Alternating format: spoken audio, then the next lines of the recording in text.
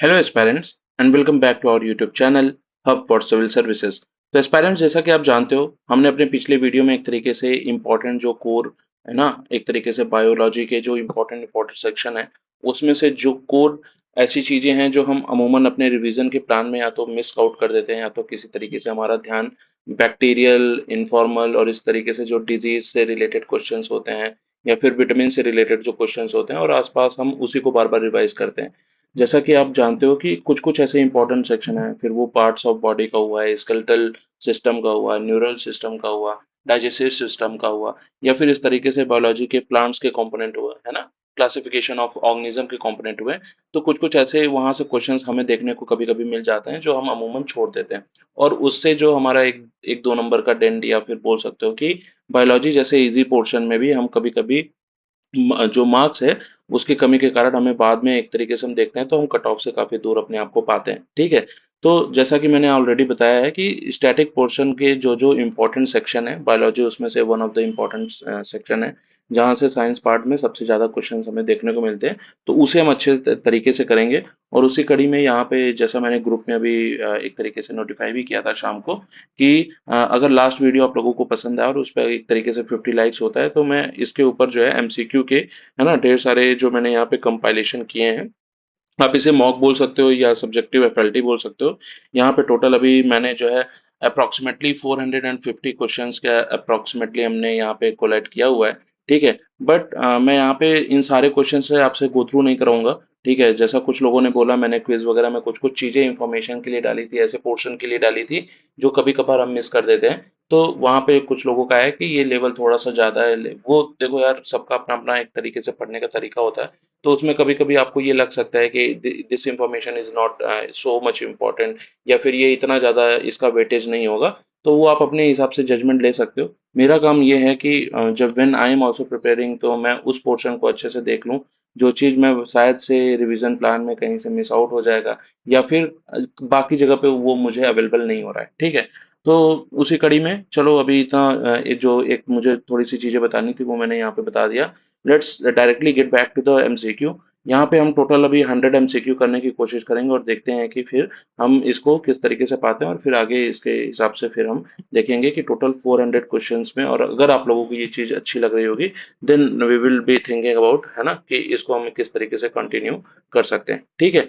तो चलो सबसे पहले स्टार्ट करते हैं। तो यहाँ पे देखो, फर्स्ट जो कंपोनेंट है cell biology and basic questions में, सबसे पहले जो जो इजी होगा उसको तुरंत पास ऑन करेंगे। ठीक है।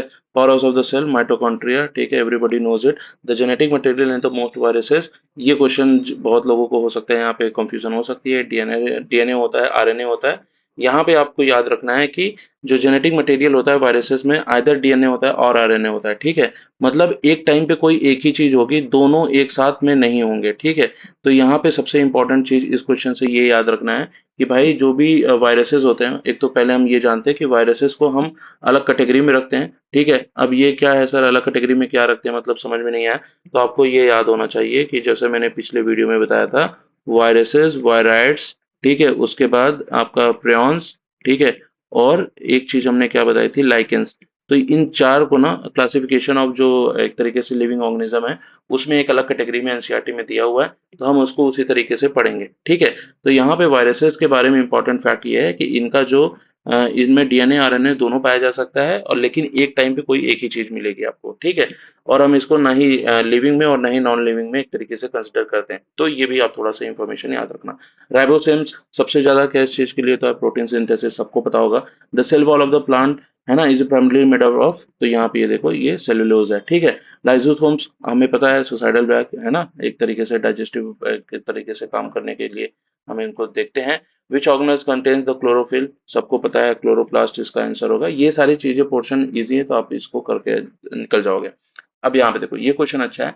Which of the following is not a characteristic of the prokaryotic cell. आपको पता है प्रोकैरियोटिक और यूकैरियोटिक सेल्स क्या होते हैं। तो यहाँ पे हम ये देखते हैं कि जो मेम्ब्रेन होता है, ये most of the prokaryotic cell में एक तरीके से एब्सेंट होने का देखता है। यहाँ पे जो तीन अदर इन्फॉर्मेशन मिली कि आपको पता होना चाहिए कि ट्रू न्यूक्लियस नहीं होता है, सिंपल सेल स्ट्रक्चर होता है, और सर्कुलर डीएनए हम कभी कभी इसको इसमें देखने को हमें मिलता है। आपको मैंने प्लास्टिड्स के बारे में भी बताया था, बायोटेक्नोलॉजी में उनके यूजेस के बारे में भी बताया था। तो ये चीज भी आपको इन्फॉर्मेशन यहाँ से आपको देख लेनी चाहिए, ठीक है।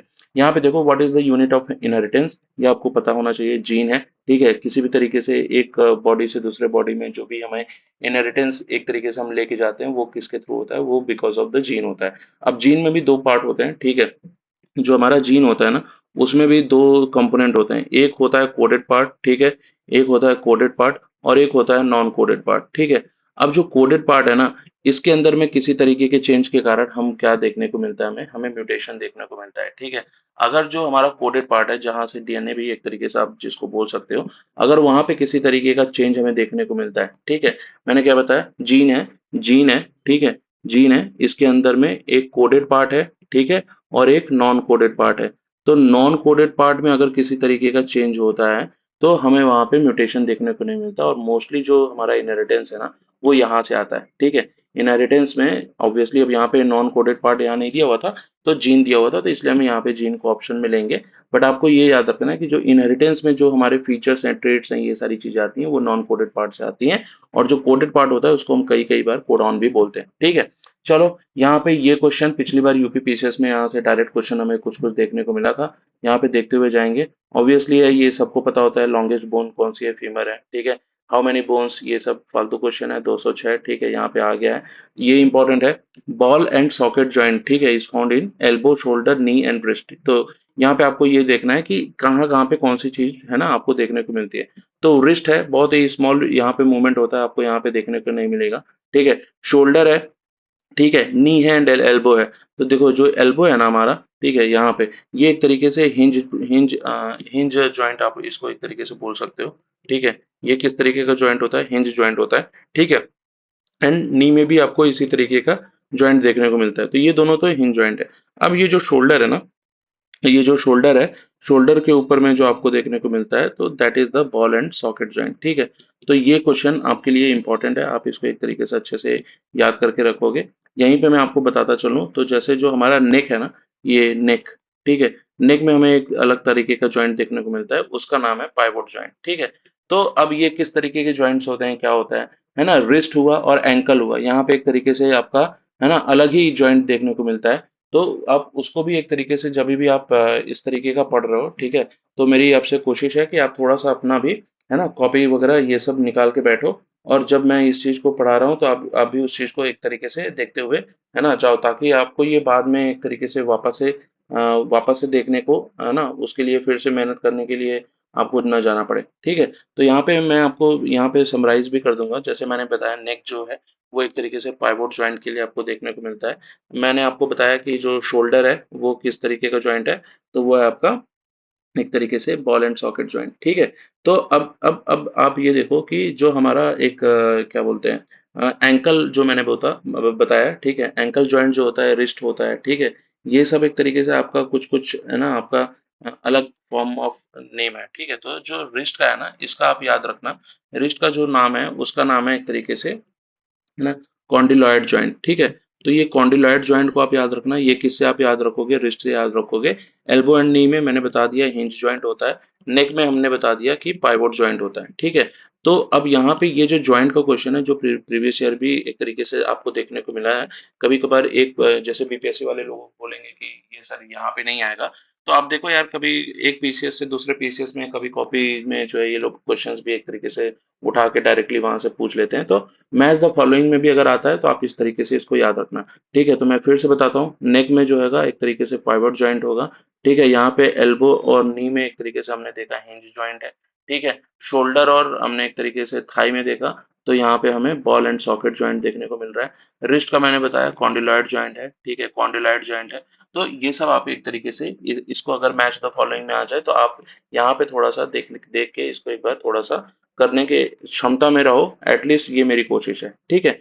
तो ये चीज आप यहाँ पे देख लेना, यहाँ पे वो क्वेश्चंस पे मैं ज्यादा फोकस करूंगा जो क्वेश्चंस है ना जनरली हम देखते नहीं, और वो है ना हमसे इज आउट होते हैं, मिस होते हैं। तो इसका आंसर शोल्डर, ठीक है। Which muscle is voluntary and striated, अब देखो यहाँ पे एक क्वेश्चन था इसके पहले, इनवॉलेंटरी अगर पूछता है, इनवॉलेंटरी, ठीक है, और स्ट्रिएटेड, ठीक है, स्ट्रिएटेड पूछता है, या फिर इनवॉलेंटरी नॉन स्ट्रिएटेड पूछता है। तो अगर नॉन स्ट्रिएटेड पूछता है तो इसका आंसर होता है स्मूथ। अगर इनवॉलेंटरी स्ट्रिएटेड पूछता है, ठीक है, अगर वहां पे सिर्फ स्ट्रिएटेड पूछता है तो उसका आंसर होता है कार्डियक मसल। ठीक है, ये मैंने पिछले वीडियो में बात बताई हुई है, जिन लोगों ने उस वीडियो को नहीं देखा है वो एक बार जाके उसको भी देखें। तो इनवॉलेंटरी जो होती है, ठीक है, इनवॉलेंटरी मतलब आप उसमें कुछ छेड़छाड़ करना नहीं चाह रहे हो, फिर भी वो अपना एक्शन ले रहा है। ठीक है, इनवॉलेंटरी स्ट्रिएटेड जो होता है वो कौन से मसल्स होते हैं, तो वो कार्डियक मसल होता है। ठीक है, तो कार्डियक मसल इनवॉलेंटरी है, स्मूथ मसल इनवॉलेंटरी है, लेकिन यहाँ पे क्वेश्चन क्या है, वॉलेंटरी दिया हुआ है। ठीक है, तो अब कभी कभी होता है ना कि हम प्रीवैक्यू में कुछ करके रखे होते हैं, तो हमारे सामने जब भी आता है तो यहाँ पे हाई चांस होती है गलती होने की। थोड़ा रुक जाओ, पढ़ लो। यहाँ पे वॉलेंटरी दिया हुआ है, स्ट्रिएटेड दिया हुआ है। स्ट्रिएटेड इनवॉलेंटरी होता तो हम यहाँ पे कार्डियक मसल को मारते हैं, बट यहाँ पे वॉलेंटरी दिया हुआ है, तो यहाँ पे इन चारों ऑप्शन में वॉलेंटरी का ऑप्शन सिर्फ एक है, विच इज द स्केलेटल। तो यहाँ पे और कोई ऑप्शन नहीं है, तो हम इसको स्केलेटल मारते हुए चलेंगे। ठीक है, the smallest muscle in the human body, ठीक है, ये देखो स्टेपेडियस है, फीमर है, ये इसको आपको पता होना चाहिए। टेंडन्स, ठीक है, अब यहाँ पे इसका भी आप देख लो, पहले तो टेंडन्स के बारे में जान लो कि ये बोन टू बोन एक तरीके से होता है। अब यहाँ पे टेंडन होता है, ठीक है, एक होता है टेंडन, एक होता है कार्टिलेज, एक होता है लिगामेंट। ठीक है, तो आप याद रखो कार्टिलेज, लिगामेंट और टेंडन, तो ये हो मैंने बताया बोन टू बोन, ये है मसल टू बोन। ठीक है, मसल टू बोन को लिंक करने वाला क्या है, आपका लिगामेंट है। कार्टिलेज क्या होता है, ये जो जॉइंट्स में हमारा एक तरीके से जो एक फ्लूइड होता है, ठीक है, वहां पे एक तरीके से हमें कार्टिलेज देखने को मिलता है, तो कार्टिलेज का फंक्शन आपको वहां पे देखोगे। ठीक है, तो यहाँ पे इसका आंसर क्या हो जाएगा, इसका आंसर हो जाएगा, है ना, bone to bone. Which of the bone protects the skull, ये स्कल हो गया। द वर्टिब्रल कॉलम, यहाँ पे देखो ये क्वेश्चन हो सकता है, आ सकता है, वर्टिब्रल कॉलम के ऊपर में बहुत ज्यादा फोकस रहता है कभी कभी। ठीक है, तो वर्टिब्रल कॉलम में हमें कितने बोन्स देखने को मिलते हैं, तो 33 है। मैंने आपको बताया था इसको 3 पार्ट्स में हम डिवाइड करते हैं। ये थोरैकिक होता है, थोरैकिक होता है। ठीक है, अब ये थोरैकिक क्या होता है, मैंने आपको बताया था, यहाँ पे सर्वाइकल होता है और ये लोअर बैक पेन से रिलेटेड होता है। ठीक है, बस इतनी ही चीजें हैं, इससे ज्यादा आपको ध्यान में देने को नहीं मिलेगी।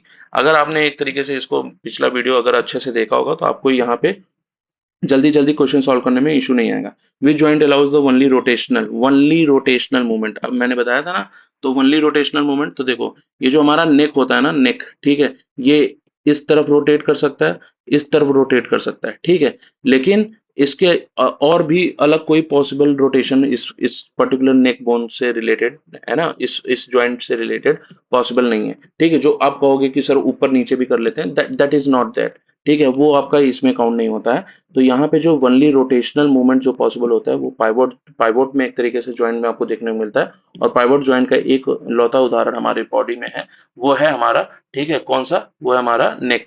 ठीक है, तो नेक का जो एग्जांपल है वो आपको पाइवोट से देखने को मिलता है। ठीक है, which part of the muscles connect to the bone, ठीक है, अब ये मसल टू बोन ये हमने बताया, तो ये कौन सा है, लिगामेंट है। ठीक है, आपको पता है लिगामेंट्स, मसल्स, ठीक है, ये सारी चीज, कभी कभी आपने लिगामेंट फ्रैक्चर के बारे में सुना होगा। ठीक है, लिगामेंट फ्रैक्चर के बारे में सुना होगा स्पोर्ट्स पर्सन में। स्पोर्ट्स पर्सन में आपने ये भी सुना होगा कि कभी कभी हम क्रैम्प्स आते हैं। ठीक है, तो क्रैम्प्स आते हैं, तो क्रैम्प्स किसकी वजह से आते हैं, अब ये बस दिमाग में आ गया तो इसको याद कर लो।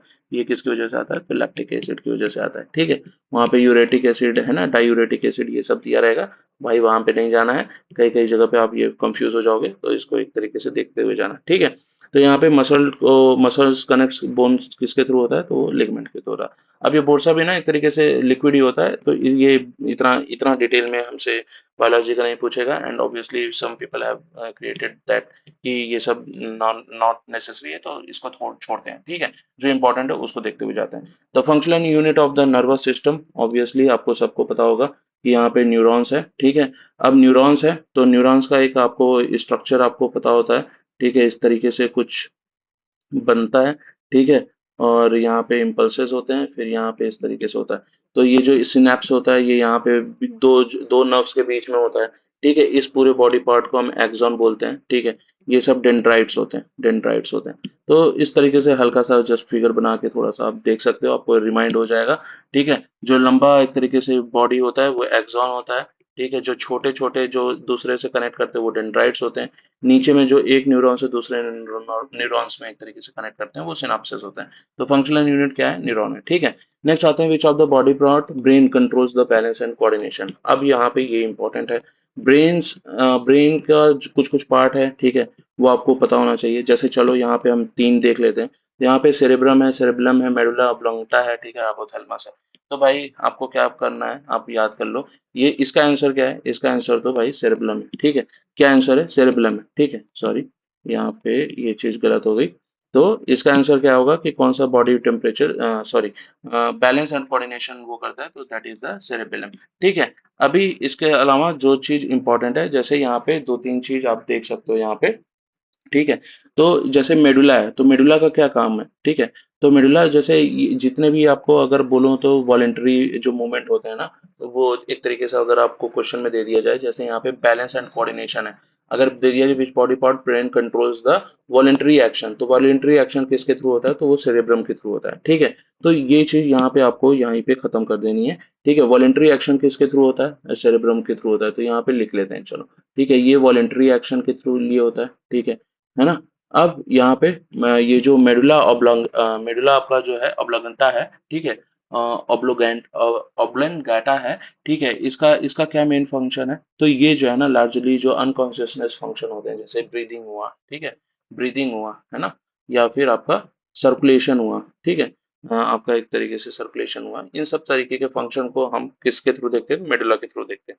तो वॉलेंटरी एक्शन एक तरीके से कौन होगा? सेरेब्रम होगा। एंड इनवॉलेंटरी एक्शन में जैसे ब्रीदिंग जो एक एक्सरसाइज हम हमारी बॉडी कंटिन्यूअस करती है, तो वो किसके थ्रू होता है? तो वो मेडुला के थ्रू होता है। ये क्या करता है? ये ब्रीदिंग के लिए है, और ये वॉलेंटरी एक्शन के लिए। ठीक है। तो जैसे आपका चलना हुआ, ये हुआ, थिंक करना हुआ, ये सारी चीजें हैं, इमोशंस हुए, ये सारी चीजें वहां से आपको देखने को मिल जाती हैं। ठीक है। अब यहाँ पे एक क्वेश्चन आता है कभी कभी, जैसे बॉडी टेम्परेचर, है ना, तो बॉडी टेम्परेचर को एक तरीके से मेंटेन करने का दायित्व किसके पास है? तो ये आपको याद रखना चाहिए कि ये हमारे हाइपोथैलेमस के पास है। ठीक है। तो जितने भी हंगर थ्रस्ट है ना, फिर या कि पानी का प्यास लगना हुआ, है ना, इस तरीके की चीजें हुई, पसीना आता है, तो इस तरीके से बॉडी का टेम्परेचर मेंटेन करने की जो एक्टिविटी है, that is done by the, है ना, एक तरीके से हाइपोथैलेमस के थ्रू। हाइपोथैलेमस टेम्परेचर कंट्रोल, यहाँ पे ब्रीदिंग हो गया, यहाँ पे वॉलेंटरी एक्शन हो गया, एंड बैलेंस हो गया आपका सेरेब्रम के थ्रू। ठीक है। तो इसको यहाँ पे आप तुरंत के तुरंत इसको कर लीजिए, है ना, तो आपका एक तरीके से क्लियर होगा। Blood vessels that carry blood away from the heart are called, ठीक है, ऑब्वियस सी बात है, सबको पता है ना, आर्टरीज है। ठीक है। अब यहाँ पे ये चीज देखनी है कि आर्टरीज जो होती हैं वो हमारे अंदर में होती हैं, और वेन्स जो होती हैं वो सतह की ऊपरी सतह में हमें देखने को मिलती है, जो हरी हरी या किसी किसी को ब्लू ब्लू, है ना, आपके नसों देखने को मिलती है। The heart's natural pacemaker, ये ऐसे नोड है, रट लीजिए, इतना ज्यादा डीप में जाने की जरूरत नहीं, कभी नहीं आएगा, बट ऐसे नोड को आप यहाँ पे एक तरीके से देख लीजिएगा। रेड ब्लड सेल्स जो मेनली ट्रांसपोर्ट ऑक्सीजन। ठीक है। तो ये आपको पता ही है। प्लेटलेट्स हमारा किस लिए? Blood clotting. अब यहाँ पे विटामिन के का आप बता दीजिए मुझे रोल। ठीक है। विटामिन के बारे में हमने पढ़ा था ना, टोकोफेरॉल किस लिए होता है? ठीक है, भूल तो नहीं गए? जो पिछले वीडियो में हमने पढ़ा हुआ है। ठीक है। हमने पढ़ा था ना, ए, B1, B2, B3, ठीक है, B5, B6, है ना, B7, उसके बाद B9, B12, पढ़ा था कि नहीं? कोबालामाइन, फोलिक, ठीक है, यहाँ पे बायोटीन, यहाँ पे पिरिडॉक्सिन, यहाँ पे पेंटाथोनिक, यहाँ पे नियासिन, यहाँ पे रेटिनॉल, ठीक है, यहाँ पे थायामीन, यहाँ पे राइबोफ्लोविन। तो इस तरीके से हमने पढ़ा था यार, इसको भूलो मत भाई, ये बहुत इंपॉर्टेंट है, ये बार बार आता है। ठीक है। तो यहाँ पे विटामिन के, टोकोफेरॉल, ये भी एक तरीके से आपका क्लॉटिंग और इन सब में हेल्प करता है।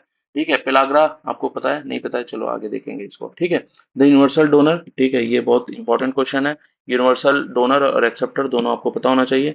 एक्सेप्टर में पॉजिटिव है, ठीक है, जो एक्सेप्ट कर रहा है, ठीक है, ये जो है ये यूनिवर्सल एक्सेप्टर है। ठीक है। यूनिवर्सल एक्सेप्टर है, जो ए भी पॉजिटिव होते हैं, वो लोग किसी से भी खून ले सकते हैं। ठीक है। तो ये चीज आपको याद रखनी है, और जो यूनिवर्सल डोनर है वो कौन से है भाई? तो वो नेगेटिव है। ठीक है।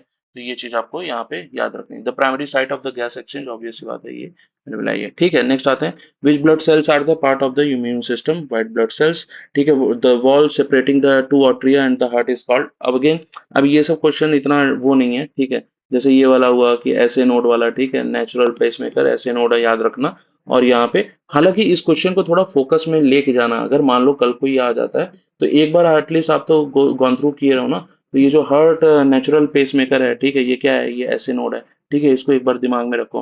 ठीक है। फिर यहाँ पे ये क्वेश्चन हमने क्या देखा है? The wall separating two atria of the heart. ठीक है। तो क्या है? सेप्टम है। तो सेप्टम को आप एक तरीके से ध्यान में रखोगे। ठीक है। फिर यहाँ पे देखो, विच hormone is responsible for increasing the heart rate in the, है ना, इमरजेंसीज, आपको पता है ना, एक तरीके से हम एड्रेनलिन को जानते हैं, एक तरीके से हमारे हार्ट बीट को एक तरीके से बढ़ाता है। Which blood component contains the antibodies? ठीक है। तो यहाँ पे ये चीज भी हम देखेंगे कि which blood component contains the antibodies. तो यहाँ पे आपको पता है कि क्या होता है, AWBC होता है, ठीक है। तो अभी जस्ट अ सेकेंड, ये यहाँ पे, यहाँ इस तक हमने देख लिया। फिर आते हैं रेस्पिरेटरी एंड डाइजेस्टिव सिस्टम के कुछ क्वेश्चंस है। द वॉइस बॉक्स ऑब्वियस सी बात है, आपको सबको पता है, लैरिंग्स होता है, ठीक है। तो इसको हम यहाँ पे देखते हुए जाएंगे। जस्ट अ सेकेंड, लैरिंग्स है, ठीक है। विच ऑर्गन प्रोड्यूसेस बाइल, हाँ अब ये देखो, ये क्वेश्चन जरूरी है। अब यहाँ पे ना अंडर मार्क कर लो, ऐसी जब चीजें आए तो ये सब जो है ना यूपीपीसीएस का पेट है भाई, ये सब यूपीपीएससी हुआ, यूपीपीसीएस हुआ, यहाँ पे यहाँ से क्वेश्चन आए। क्या क्वेश्चन है, प्रोड्यूसेस बाइल। तो प्रोड्यूसेस बाइल कौन सा है, लीवर है, ठीक है। गॉल ब्लैडर का क्या रोल है, तो गॉल ब्लैडर जो है ना वो स्टोर करता है। तो ये चीज आपको यहाँ पे ही एक तरीके से ध्यान में आ जानी चाहिए कि जो प्रोडक्शन है that is being carried out by the liver, ठीक है। but the storage, ठीक है, storage is being, है ना, overlooked by the gall bladder। तो ये चीज यहाँ पे आपने याद करके देख ली, ठीक है। तो आगे चलते हैं। which digestive system enzymes breaks down the starch, तो लाइपेज है, ठीक है। नेक्स्ट आते हैं the major site of nutrient. अब यार ये, सॉरी, अब ये जो पेप्सिन है, माइलेज है, ट्रिप्सिन है, ठीक है, लाइपेज है, इसका आप यार एक बार थोड़ा सा अच्छे से देख लो। पेप्सिन किस तरीके से पेप्टोन्स और इन सब में एक तरीके से प्रोटीन का एक तरीके से सिंथेसिस करने में या फिर उसको ब्रेक डाउन करने में हेल्प होता है ना। माइलेज का क्या फंक्शन है, प्रोलैक्टिन का क्या फंक्शन है, ये सब कुछ कुछ है जो आपको देखना चाहिए, ठीक है। तो इसमें देखते हैं, हालांकि ये नीचे आएगा क्वेश्चन, मैं अभी आपको इसको अच्छे तरीके से बता भी दूंगा। तो यहाँ पे इतना आपको ध्यान देने की या सोचने की जरूरत नहीं है, ठीक है। The major site of nutrient absorption, ठीक है। अब ये कहाँ पे न्यूट्रिएंट होता है, स्मॉल इंटेस्टाइन में होता है, पता होना चाहिए, ठीक है। स्मॉल इंटेस्टाइन में एक तरीके से आपका न्यूट्रिएंट एब्जॉर्प्शन होता है, एंड लार्ज इंटेस्टाइन में एक तरीके से वाटर एक तरीके से आपका एब्जॉर्ब होता है, ठीक है। तो ये चीज आपको इन्फॉर्मेशन ये रटी होनी चाहिए, ठीक है। लार्ज इंटेस्टाइन प्राइमरी ऑब्जॉर्ब्स, ये क्या है, नेक्स्ट क्वेश्चन ही था ये, वाटर, ठीक है। The pancreas secrets which digestive enzymes, तो यहाँ पे आपको ये पता होना चाहिए, ट्रिप्सिन एंड पेप्सिन, ठीक है। तो ये हमें पेंक्रियास से देखने को मिलता है। The stomach acidic environment is because of the hydrochloric acid. अब ये सारी चीजें यार बेसिक हैं, यहाँ पे ना मैं ज्यादा टाइम नहीं देना चाहता, बट आप इसको याद रखना। वैसे भी जो एसिडिक इन्वायरमेंट है वो किसी एसिड की वजह से होगा, ठीक है। तो हाइड्रोक्लोरिक एसिड का एक इंपॉर्टेंट रोल होता है स्टमक में एक तरीके से एसिडिक एनवायरनमेंट प्रमोट करने में, ठीक है। Which hormone stimulates the gastric juices, obvious सी बात है, ये गैस्ट्रीन है, इसका आंसर यही होगा। Which organ stores the bile, यहाँ पे मैंने बोला था ना, एक प्रोड्यूसेस एक है स्टोर्स, तो यहाँ पे इसका आंसर हो जाएगा गॉल ब्लैडर, ठीक है। चलो, the appendix is attached to which of the part of the body, ठीक है। ये यार फालतू क्वेश्चन है, इन सब क्वेश्चन को स्किप कर दो, ये सब नहीं आना है, ठीक है। तो functional unit of the kidney is, ठीक है, यहाँ पे ये किडनी पूछ रहा है, तो किडनी में मैंने बताया था नेफ्रॉन है ना। इसका प्रोनाउंसिएशन बहुत अलग है, आप देख लेना, ठीक है। बोमन कैप्सूल है। तो ये सब किस लिए है आपको ये पता होना चाहिए। मैंने बताया था ना, फिल्ट्रेशन होता है, फिर उसके बाद आपका एक तरीके से एब्जॉर्प्शन होता है, एंड देन उसके बाद एक्सक्रीशन होता है। तो वो चीज आपको एक बार थोड़ा सा देखना पड़ेगा, ठीक है। Which hormones regulates the calcium level in the blood, ये होता है कैल्सिटोनिन, और ये निकलता है आपका कहाँ से, थायराइड ग्लैंड से, ठीक है। तो ये चीज आपको नहीं मिलेगी। T3 T4, ठीक है, T3 T4 एंड कैल्सिटोनिन, ये चीज तीन चार चीजें जो होती हैं ये थायराइड ग्लैंड्स का एक तरीके से प्रोडक्शन का मेन इनका काम है। तो आपको यहाँ पे याद रखना है कि कैल्सिटोनिन इज द, है ना, विच रेगुलेट द कैल्शियम लेवल, और ये कहाँ से निकलती है, तो ये आपकी थायराइड ग्लैंड्स हैं, ठीक है, थायराइड ग्लैंड से।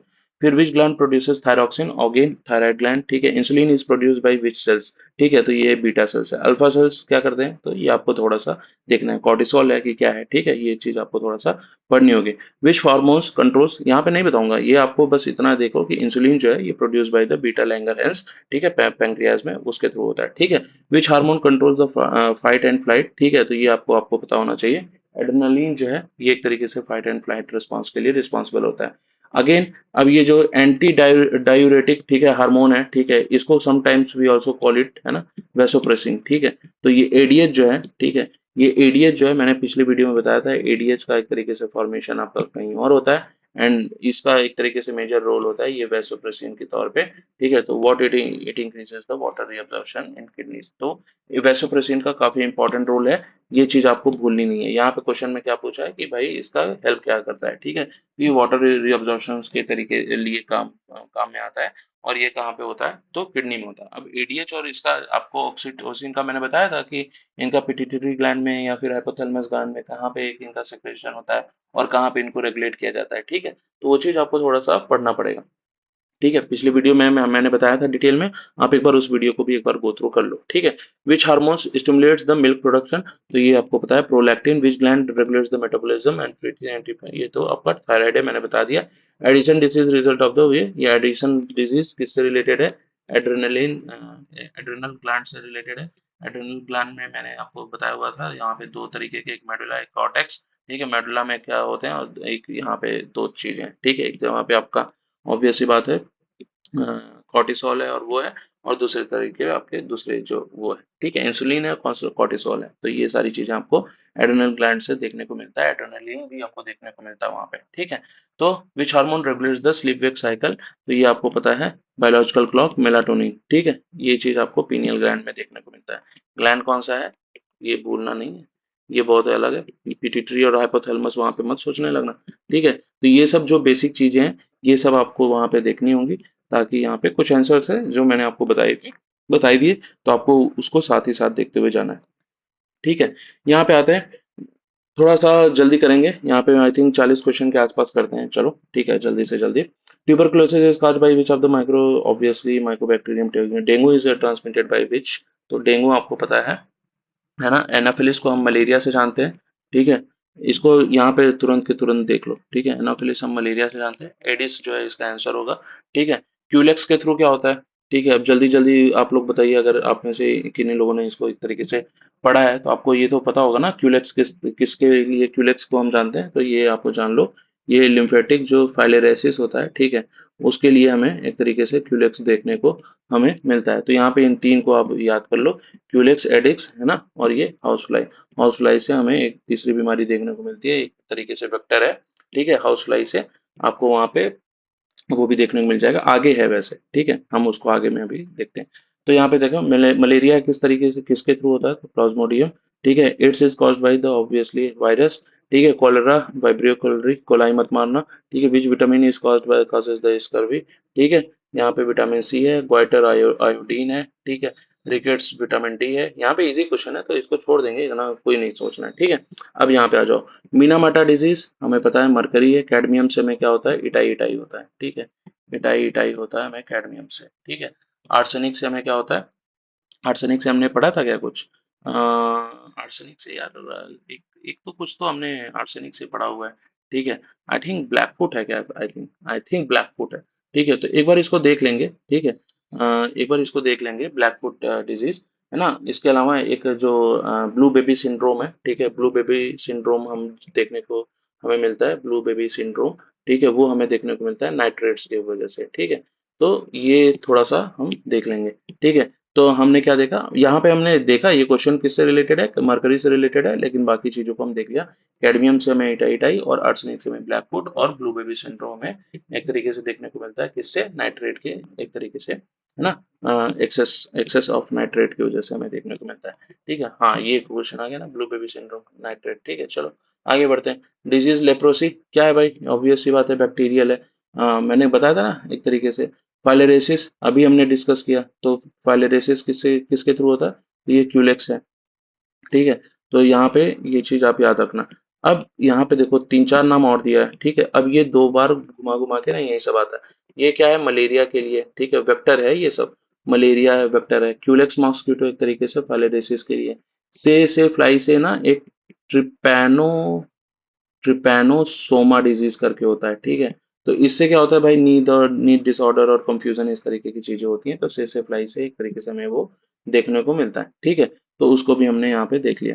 अगेन रिंग वर्म किस तरीके का है? तो फंगल डिजीज है। ठीक है, the causative agent of malaria because of the protozoa. ठीक है, होम्योबेसिस ये भाई एंथोमोeba हिस्टोलिका है। ठीक है, इसका आंसर तुरंत आप जल्दी जल्दी देख के मारो। ये सारी चीजों में इतना टाइम नहीं लगना चाहिए। विच of the following causes the typhoid fever?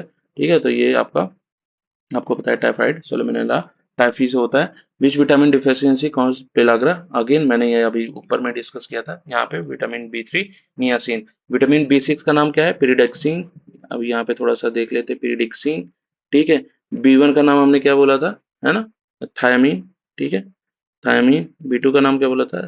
एक था राइबोफ्लोविन। ठीक है, राइबोफ्लेविन। ठीक है, तो इस तरीके से आपको, है ना, याद करते हुए चलना पड़ेगा। इसको बार बार आप याद करोगे तो ये आपके दिमाग में होगा। चलो नियासिन, ठीक है। नाइट ब्लाइंडनेस, ठीक है, ये आपको पता है ना। फिर आप आ जाते हैं, which of this following is the vector borne disease. अब देखो, मलेरिया है वेक्टर, डेंगू है वेक्टर, ठीक है, कॉलरा है एंड कालाजार। कालाजार, ये कालाजार हम किसके थ्रू देख रहे थे? I think it is because of the sand flies, ठीक है।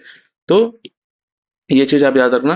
कॉलरा जो है ये एक तरीके से वेक्टर बॉर्न डिजीज नहीं है, तो आप ये याद रखना, ये आपका किसके थ्रू होता है? बिकॉज ऑफ द बैक्टीरिया, ठीक है। तो ये चीज यहाँ का इसका आंसर हो जाएगा कॉलरा। कालाजार हमें सैंड फ्लाई से देखने को मिलता है, ठीक है वैसे भी ये सैंड फ्लाई के थ्रू होता है, बट इसका ये लेशमानियम करके ऐसे कुछ है ना, उसका नाम है फंगस, सॉरी, प्रोटोजोआ का, तो उसके थ्रू होता है, ठीक है। तो कालाजार भी एक इंपॉर्टेंट वो है, आप बस ये याद रखना कि ये पैरासिटिक डिजीज है। हेपेटाइटिस बी वायरस डिजीज, आपको पता है, ए और सी का हमें टीका नहीं मिलता है, बी का हमें मिलता है। विच प्लांट हार्मोन इज रिस्पॉन्सिबल, अच्छा यहाँ पे अब क्या आ गया है यहाँ पे प्लांट हार्मोन के बारे में कुछ कुछ क्वेश्चन है, ठीक है। तो चलो देख लेते हैं। Which plant hormone is responsible for cell elongation, cell elongation है, ऑक्सिन पे जाएंगे, ठीक है। यहाँ पे फिर which plant hormone controls the fruit ripening, तो ये हमारा एथिलीन है। तो यहाँ पे देखो ना, 5 टाइप के यहाँ पे प्लांट है, 4 का नाम यहाँ पे दिया हुआ है, मैं लिख देता हूँ। एक है ऑक्सिन, ठीक है, एक है आपका ऑक्सिन, ठीक है। इसके अलावा हम ऑक्सिन के पास देखते हैं आपका साइटोकिनिन को, किनीन को, ठीक है। फिर हम यहाँ पे देख रहे हैं आपका ये लिख लेते हैं गिबेरेलिन, ठीक है। इसके अलावा क्या है? एथाइलिन है, ठीक है, एथाइलिन है। फिर एक आपका ASBA करके है, ये कौन सा एसिड नाम है इसका? यहाँ पे है एसबिसिक, एसबिसिक एसिड है क्या, आई थिंक देर इज, या एब्सिसिक एसिड, ठीक है। तो फिर इसके बाद क्या आता है? एब्सिसिक एसिड आता है, ठीक है, सिक एसिड आता है, ठीक है। और एक बार ऐसे ही कुछ और है, ठीक है। तो ये चीज आपको यहाँ पे देखने देखनी चाहिए, ठीक है। अब यहाँ पे थोड़ा सा डिस्कस कर लेते हैं। देखो, जो सेल एलोंगेशन है वो किसके थ्रू होता है? तो सेल एलोंगेशन जो है ना, सेल का एक तरीके से एलोंगेशन जो है वो हमारा ऑक्सिन को देखने को मिलता है। एथाइलिन फ्रूट राइपनिंग से रिलेटेड है, ठीक है। साइटोकिनिन जो आपको देखने को मिलता है, तो ये एक तरीके से सेल डिवीजन करता है, ग्रोथ के लिए होता है, ठीक है। तो ग्रोथ किससे रिलेटेड है? साइटोकिनिन से है, ठीक है। तो ग्रोथ रिलेटेड क्या चीजें हैं, तो वो आपको हमें देखने को मिलती है साइटोकिनिन में, ठीक है। तो यहाँ पे मैं लिख देता हूँ। तो जैसे ऑक्सिन है, ठीक है, तो ऑक्सिन है ये हमारा सेल एलोंगेशन से रिलेटेड है, ठीक है, सेल एलोंगेशन से रिलेटेड है। फिर आपका जो ये गिबरेलिन है, ठीक है, ये एक तरीके से स्टेम एलोंगेशन से रिलेटेड है, ठीक है। जो एथाइलिन है ये फ्रूट राइपनिंग से रिलेटेड है, ठीक है, फ्रूट राइपनिंग से रिलेटेड है। ये ग्रोथ से रिलेटेड है, ठीक है, साइटोकिनिन जो है, ठीक है। इसके और भी अलग अलग फंक्शन है, हम एक बार इसमें क्वेश्चन में करते हैं तो आपको समझ में आ जाएगा, ठीक है। बस ये 3 4 आपका ये 5 है, अगर प्लांट्स हार्मोन से क्वेश्चन बनेंगे तो यहीं से बनेंगे, ठीक है। अब ये देखो, एब्सिसिक एसिड प्राइमरी प्रमोट्स, अब यहाँ पे ना सीड डोरमेंसी आपको याद रखना है कि तरीके से ये इसको है ना फैसिलिटेट करता है, कौन सा? तो एब्सिसिक एसिड है, ठीक है। ये आपको सेल डोरमेंसी से आपको याद रखना है। सेल डिवीजन मैंने बताया था, ये किससे रिलेटेड होगा? तो ये साइटोकिनिन से होगा। थोड़ा सा यहाँ पे अगर इसको बैक ट्रेस भी करने की कोशिश करोगे तो आपको ये रट जाएगा, ठीक है। तो यहाँ पे हम सिड डॉर्मेंसी से किसको मारेंगे? तो एब्सिसिक एसिड को, सेल डिवीजन साइटोकिनिन से। फ्लावरिंग आपको पता है, फ्लावरिंग हमें किसके थ्रू होता है? तो ये एक तरीके से गिबरेलिन्स के थ्रू होता है। इसमें एक फ्लोरिजेन करके भी चीज होती है, ठीक है, वो आपको याद रखना होगा, ठीक है। तो फ्लोरिजेन से आपको फ्लावरिंग देखने को मिलता है, और वो गिबरेलिन से होता है। फ्रूट डेवलपमेंट आपका इथाइलिन से एक तरीके से होता है, राइपनिंग वगैरह ये सारी चीजें, ठीक है। तो यहाँ पे ये देखो, नेक्स्ट क्वेश्चन इस पे है कि इसका किस किस में रोल है? तो अगेन जो गिबरेलिन है, ठीक है, इसका एक तरीके से फ्रूट राइपनिंग में नहीं, इथाइलिन फ्रूट राइपनिंग में है, ठीक है। सीड डोरमेंसी में हमने देखा एफसीसी का तरीका है। लीफ फॉल जो भी एक तरीके से करता है, ठीक है, वो भी आपका एक तरीके से आपके जो ये एक तरीके से होता है, ये एथाइलिन की वजह से होता है, ठीक है। तो यहाँ पे फ्लावरिंग एंड जो है ये एक तरीके से स्टेम इलोंगेशन को हम है ना गिबरेलिन के थ्रू देख के जाएंगे। साइटोकिनीन्स ऑब्वियसली एक तरीके से ग्रोथ में एक तरीके से वो होता है। तो cell division and shoot formation, ठीक है। Which hormone is commercially to ripen fruits, ये साइटोकिन एथाइलिन है। Which hormones help the plants to respond the light direction, ये आपका ऑक्सिन है, ठीक है। नेक्स्ट आते हैं, ये बहुत इंपॉर्टेंट क्वेश्चन है, तो इसको अच्छे से याद करना, ठीक है। तो जो लाइट डायरेक्शन में प्लांट्स को एक तरीके से रिस्पॉन्ड करने के लिए जो हेल्प करता है, that particular hormone is auxin. ठीक है, तो ये देख लेना आपका। द ग्रीन पिगमेंट्स ऑब्वियस सी बात है ना, chlorophyll. Nitrogen fixation rhizobium. Transpiration ये आपका स्टोमेटा में होता है। ठीक है, ये आपको पता होना चाहिए, वाटर लॉस वगैरह हमें कहाँ पे देखने को मिलता है, तो ट्रांसपोर्टेशन इसमें स्टोमेटा के थ्रू होता है। The hormone responsible for breaking. ठीक है, यहाँ पे अगर सीड डोरमेंसी दिया होता तो हम जाते ये एफसीसी के एसिड पे, बट यहाँ पे ब्रेकिंग ऑफ सीड डोरमेंसी दिया हुआ है, then its answer will be the एक तरीके से आपका गिबरेलिन होगा। ठीक है, नेक्स्ट आते हैं, विच part of the plant conducts water. तो यहाँ पे हमें पता है क्या है, तो एक तरीके से जाइलम है।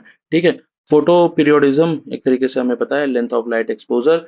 द फ्लोरर यहाँ पे ओके, ये क्वेश्चन आया ना यहाँ पे। ठीक है, तो हमें पता था एक तरीके से उसमें अगर होता इन दोनों में आंसर होगा, बट हमें पता है कि फ्लावरिंग के लिए जो एक तरीके से प्रमोट करता है हार्मोन, तो वो फ्लोरिजन है। ठीक है, बाकी ग्लिबरलिन, अगर ये फ्लोरिजन नहीं होता तो हम ग्लिबरलिन पे एक तरीके से आंसर मार के आते हैं। The main site of the photosynthesis. ठीक है, तो यहाँ पे ये क्वेश्चन में क्या हो जाएगा, जो आपका main site of the photosynthesis है, तो ये है मेसोफिल सेल्स। तो यार कभी कभी ना ऐसा अगर कोई क्वेश्चन आता है जिसमें आपको इन्फॉर्मेशन, एक ऑप्शन कोई है जो बहुत ही नया है, तो कभी कभी समझ लो कि आपने अगर उस पर पढ़ा नहीं है, तो ये क्वेश्चन मान लो नया है और यहाँ पे सबके चांसेस होंगे गलत होने के, तो वहां पे आप रिस्क ले सकते हो अगर बाकी तीनों ऑप्शंस आपके लिए पुराने हैं लेकिन एक ऑप्शन नया है, तो इस तरीके के क्वेश्चन में आप यहाँ पे एक रिस्क ले सकते थे। Which plant hormones delays the ageing and leaf of. ठीक है, एक तरीके से एक एजिंग को जो है एक तरीके से डिले करता है, और जो है डिले करता है जो है लीफ ऑफ फॉल को। ठीक है, तो उसको भी आप एक तरीके से ये याद रख के चलोगे कि दैट इज योर है ना साइटोकिनिन। ठीक है, तो ये एक तरीके से आपको याद होना चाहिए। ठीक है, नेक्स्ट आते हैं, तो जो आपका यहाँ के इसके बाद क्या है, ये इंपॉर्टेंट क्वेश्चन है। ठीक है, ये डिले करता है। ठीक है, which process in plant is responsible for the loss of water vapour, तो ट्रांसपिरेशन है। ठीक है, विच mineral is essential for the chlorophyll production, ये मैग्नीशियम है। आयरन होता तो यहाँ पे आयरन भी मारते हैं। बाकी ये जो माइक्रोन्यूट्रिएंट है ना, मैक्रोन्यूट्रिएंट, ये आपको पढ़ा होगा। तो यहाँ पे क्लोरोफिल प्रोडक्शन के लिए सबसे इंपॉर्टेंट चीज जो कोई है तो वो है magnesium. Which plant hormone is responsible in the root initiation, तो रूट इनिशिएशन जैसा कि मैंने बताया था, तो रूट इनिशिएशन के लिए आप किसके पास जाओगे, तो साइटोकिनिन के पास जाओगे। ठीक है, एक तरीके से, सॉरी। ठीक है, नेक्स्ट आते हैं, which hormone promotes the seed and bird, एक तरीके से डॉर्मेंसी। तो ये आपको पता है, सीड डॉर्मेंसी के बारे में हमने बताया, एफसीसी के सेट। ठीक है, तो देखो कौन कौन इसमें जो एक एक एक इंपॉर्टेंट चीज देख लेते हैं जो प्लांट्स हार्मोन्स में है, कुछ कुछ इंपॉर्टेंट है। तो promote seed dormancy and bird dormancy, तो एफसीसी के एसिड है। ठीक है, रूट इनिशिएशन में आपका साइटोकिनिन है। ठीक है, यहाँ पे जो यहाँ पे था कि प्रमोट्स डिलेज, ठीक है, delays ageing and leaf of all, तो ये साइटोकिनिन है। ठीक है, तो एक तरीके से ऐसे कुछ चीजों को आप थोड़ा सा हाईलाइट कर लो। फ्लोरल, अगर यहाँ पे ग्लिबरलिन और फ्लोरिजन नहीं होता तो हम ग्लिबरलिन पे जाते हैं। ठीक है, यहाँ पे वो था, हम वहां पे जाएंगे। ठीक है, फोटोट्रॉपिज्म ऑब्वियस सी बात है ये। ठीक है, हमने एक ऑक्सीजन पे मारा था ना कहीं पे, हाँ, ये ब्रेकिंग सीड डोरमेंसी, तो ये पे अगेन ग्लिबरलिन है। ठीक है, और आपने इसमें देखा, ये ऑक्सीजन आपने यहाँ पे देखा, विच प्रमोट द लाइट डायरेक्शन में, ये हमारा ऑक्सीजन होता है। ठीक है, तो इस तरीके से आपका ये अभी ये 90 क्वेश्चन पे रखते हैं, फिर आगे क्वेश्चंस में हम जाएंगे।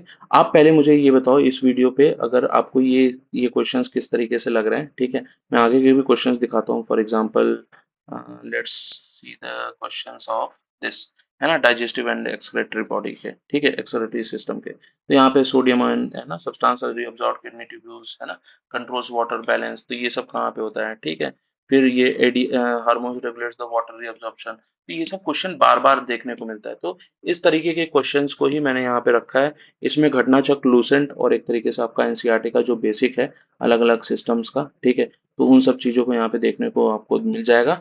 400 या 300 क्वेश्चंस होंगे इसमें, और अभी मैं इस टाइम पे करंटली मैं कंपाइल कर रहा हूँ फॉर द, है ना, ज्योग्राफी।